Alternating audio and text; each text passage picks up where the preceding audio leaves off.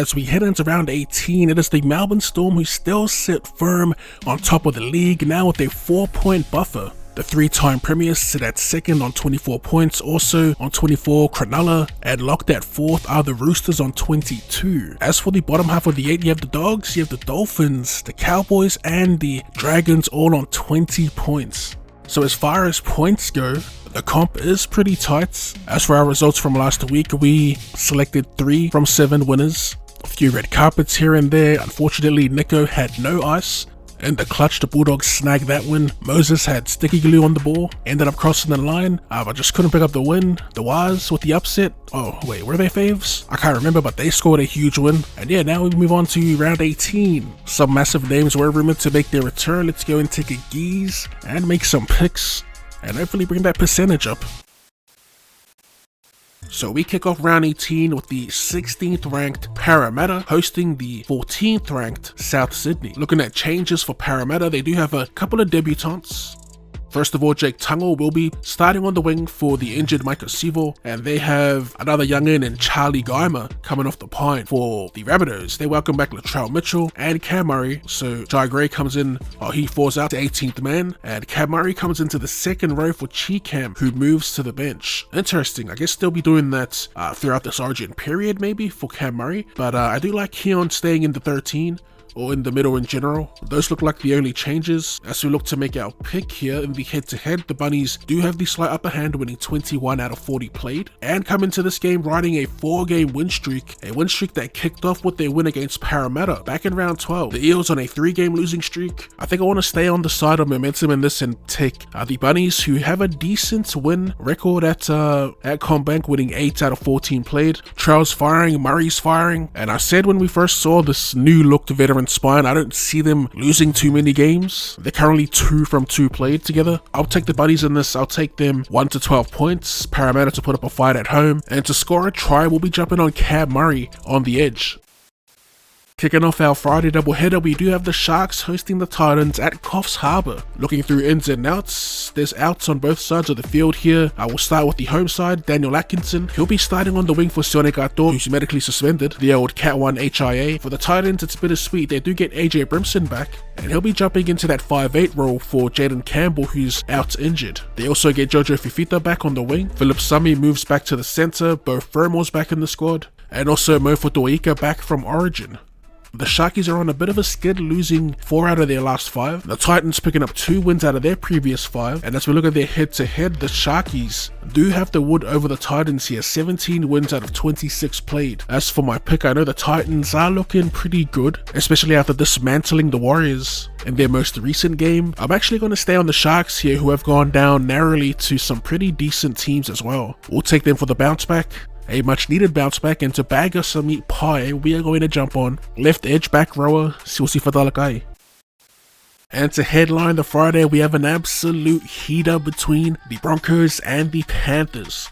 This being played at Suncorp Stadium. There are plenty of changes on both sides of the field, with all the Origin players coming back. So we got Reece Walsh, Payne Haas, Paddy Carrigan, and Corey Oates back on deck for the Broncos. They also have got Donny Staggs in the 22, so he could come back. Potentially for Dean Mariner, who's been shifted into the centres, unless he goes back to the wing and Corey Oates will fall out of the squad again. On the bench, the Broncos have Josiah Karapani, which is interesting. For the 3-time champions, we got, for the 3-time premiers, they welcome back, of course, To'o, Edwards, Luai, Martin, and they've got Summerton here on the ins list, but he's in the reserves. But yeah, all returning Origin players go back to their respective positions. Still no Nathan Cleary though. As we take a look at both teams' form heading into this blockbuster, we have 4 L's in a row for the Broncos. It has been a downward spiral and a half as they've fallen out of the top 8. Now currently at 10th. This isn't the first they've played too, by the way. They did have their grand final rematch back in March it was, where the Broncos did end up losing that one. In this game, all signs do point to Penrith, and it pains me to say the Broncos just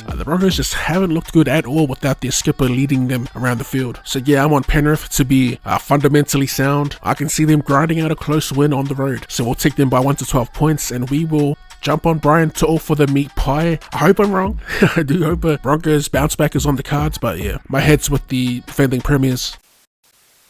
And to kick off the Saturday shenanigans, we got a interesting game between the Bulldogs and the Warriors at Accor Stadium. Looking at the ins and outs, they got no one on the outs list for the Bulldogs, but they do have Connor Tracy back at fullback. So Karaz, he moves back to the wing. Jarrell Skelton will drop out of the side. Also on the ins list, Kurt Mann back on deck from suspension. He slides into that 14 and Taff slides out of the squad. For the Wires, they got no ins, no outs. It's looking like the same 17. So we can just jump into our picks for this game. And boys, finally, I do see a suitable matchup for the Bulldogs here. So we will be taking them this week against the Warriors. Looking at their history, the Warriors do have the slight upper hand, winning one more game than the Bulldogs in the 39 played. They've won 19. And in the previous meetings, the Wires beat them twice last season. As for their form heading into this, the Bulldogs 4 from 5 and the Warriors 3 from 5. This might low-key be the match of the round. But yeah, I'll pick, like I said, I want to jump on the Bulldogs this week. I do like them at home. I also do like their style of play. They've made it a thing this season to wear teams down, grind teams out of matches, and I could see them doing the same to the Warriors. So we're going to take them by 1 to 12 points. And for a meaty, we'll be jumping on Karaz.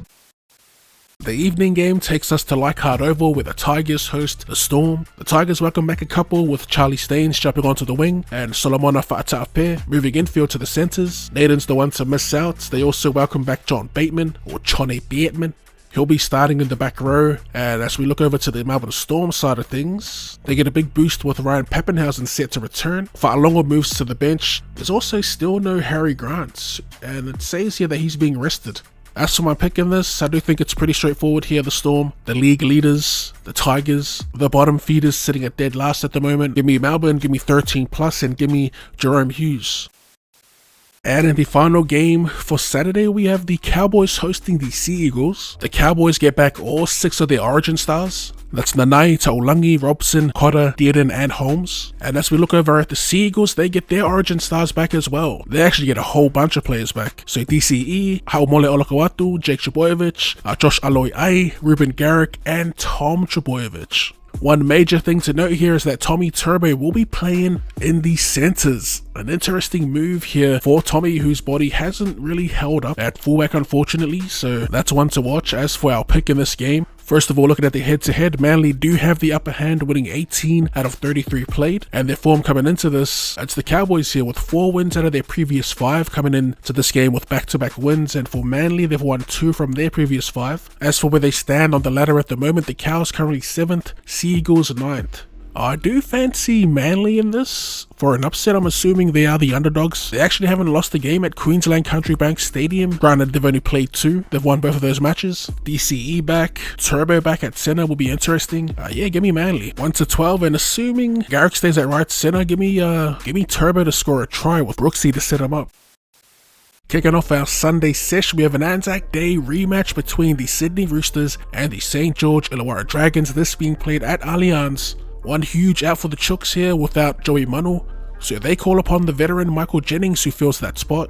Collins, of course, starts for May, who moves back to the bench. And for the Dragons, they get Zach Lomax back, and we could see Jack Bird join the squad for Max Feangai, as he is listed in reserves. As for our pick in the Sunday Arvo clash, first we'll look at their head-to-head and whatnot. So the head-to-head, the Roosters with the slight edge, winning 27 out of 50 played. Their form heading into this, Roosters on a 3-game winning streak, winning 4 out of their previous 5. As for the Dragons, they've won 3 from their previous 5. But yeah, they already played this season back on Anzac Day, and the Roosters dropped a 60 piece on their head tops. I'll be jumping on them this week as well. I just think the Roosters, as of late, have been looking like some genuine premiership contenders. So we'll take the Chooks. When the Dragons lose, they do tend to let the points flow, so we'll take the Chooks 13 plus and to score a try.